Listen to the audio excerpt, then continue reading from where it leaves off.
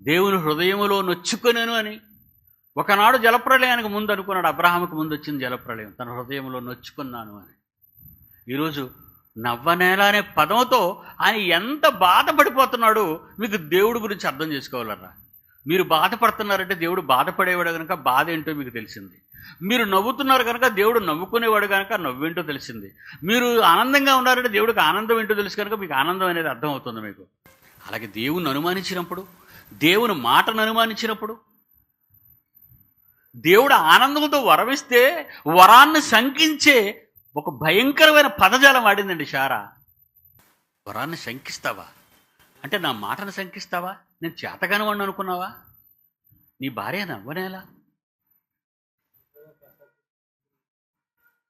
అని కిందన అంటున్నాడు 14, యెహోవాకు అసాధ్యమైనది ఏదైనా ఉన్నదా?